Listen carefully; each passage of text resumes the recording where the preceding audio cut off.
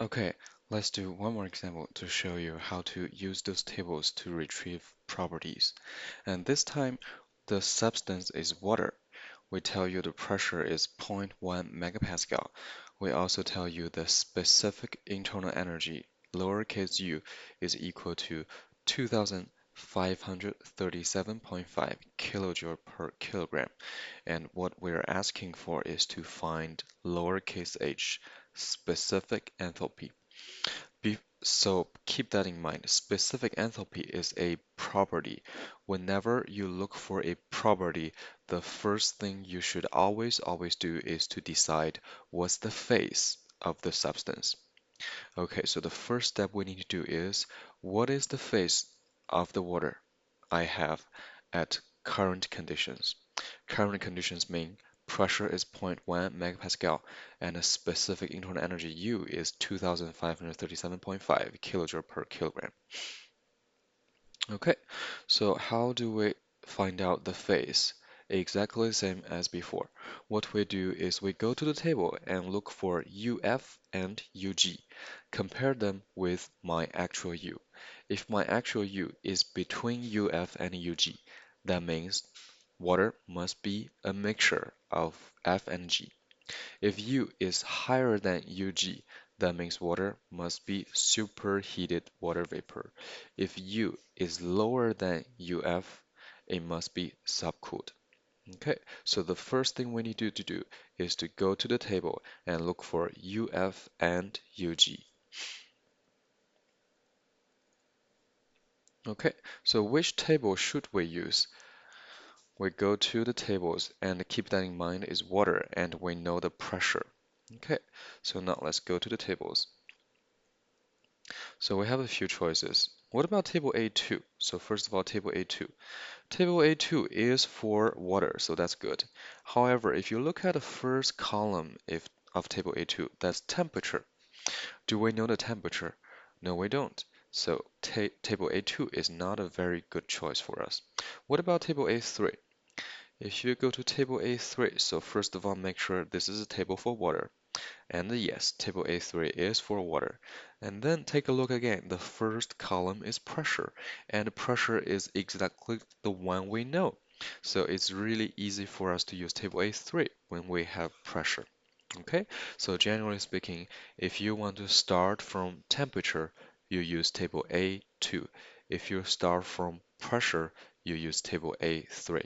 So now we're going to start from table A3, and we know the pressure is 0.1 megapascal. And what have you noticed? The pressure that is used in the table is in bar, not megapascal. So before we use the table, we have to make sure we convert the pressure from megapascal to bar. Okay, so now first thing we convert the units. We said we're going to use table A3 because we will start from pressure. And the pressure we have is zero point 0.1 megapascal. And then we need to convert it to bar. And do you still remember how to convert megapascal to bar? The conversion is 1 megapascal is equal to 10 bar. So here, 0.1 megapascal is equal to 1 bar. Okay, so now we can go to the table. Table A3, and then we start from 1 bar. We go to column number 1 and look for 1 bar. 1 bar is right here. So what we need is the properties in this row. Okay, like we said, what we need for now is UF and UG. UF and UG. We can find UF right here, 417.36. We can also find UG, 2506.1. And don't forget the unit, kilojoule per kilogram. Okay, so now we go back to our notes and copy down those two numbers.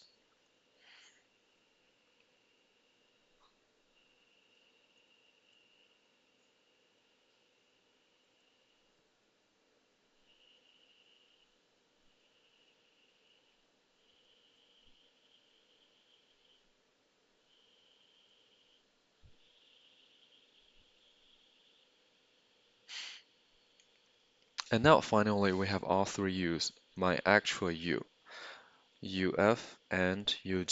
So now we do a comparison. Our actual U is actually even higher than UG. It has even more internal energy than saturated vapor. So the only possible solution is our water must be superheated.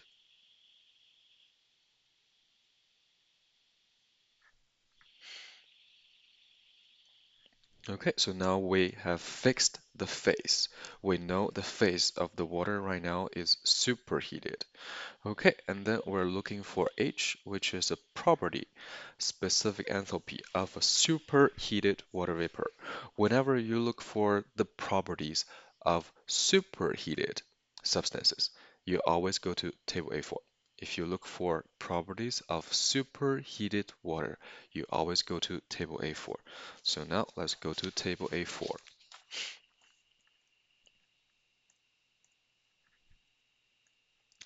Okay, let's go to table A4.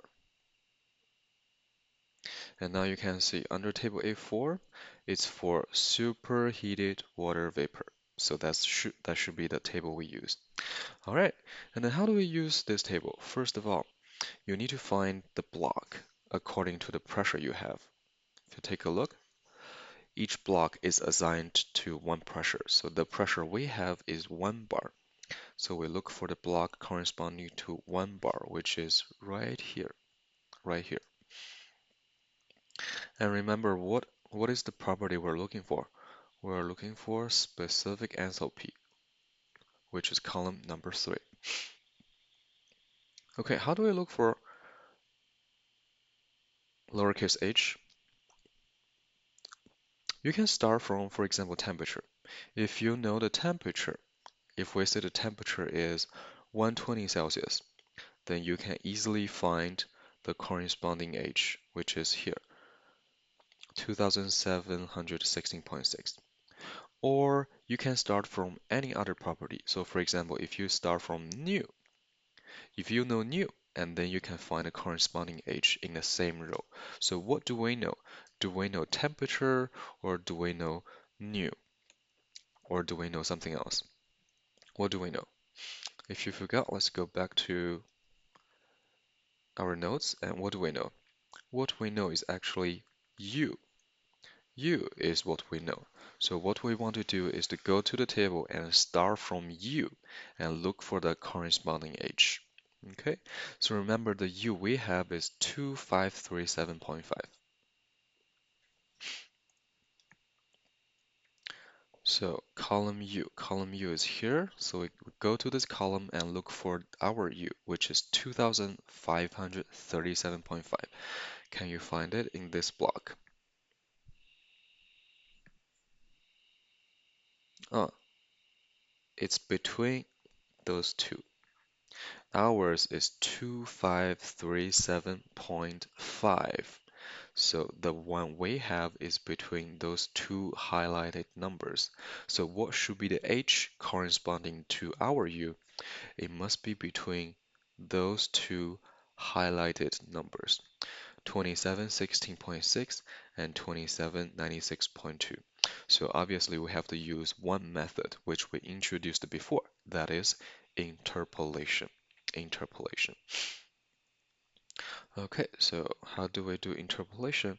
Let's go back, and then the first thing I'm gonna do is to copy down what we found from the table. This is column U, and this is column H. And we found those four highlighted numbers, 2537.3, 2597.8, and their corresponding H's, 2716.6, 2796.2. And our U, the U we have is 2537.5. So we're looking for the corresponding H. And the method we're going to use is called interpolation. Okay, how you do interpolation is up to you. You can use the equation we derived last time and plug in all those numbers. So for example, this one, the one you're looking for is y. The one you already have is x. So the thing we have is u. So this will be x1, this will be x2, and this will be y1, this one will be y2, and this one will be x3, and the one you're looking for is y3. So you're just plugging x1, x2, y1, y2, and x3 back into the equation we developed from before, and then you can find a corresponding y3. Or you can use a software, like we said, such, for example, Excel, to look for y3. Okay, how do you use Excel? Let's go to the Excel and show you again. So you go to Excel, and just like before, you type in all those four numbers, x1, x2, y1, y2, and your x3, your actual u, which is 2537.5. And then you will be looking for the corresponding h. So you go to a blank cell, and then you type in equal sign, and then the function is called trend. You type in trend, and if you forget how to use trend, you can see there's information below. So the inputs, the first input should be known y's. What is y? Y is the one you're looking for. What are we looking for? We're looking for enthalpy H, so the known y's should be the known h's. So you select those two h's, and then comma sign. The second input is known x's. What is x? X is the one we already have. We already have u, so the known x's should be those two u's. You choose those two u's, and then the comma sign. And the third input is the new x, which is x3, the location where you want to interpolate. And we want to interpolate at 2537.5. So that's the third input, and that is all. Parenthesis and press enter. And then you can find a corresponding h will be 2716.83, and do not forget the unit. Okay, so now you can see if you use a software such as Excel or MATLAB, the calculation will just be much quicker. Okay, so now we go back to our notes and copy down this solution. Okay, so we did Excel, and the solution for enthalpy is 2716.86, and do not forget the unit, kilojoule per kilogram. Okay, so this is this example.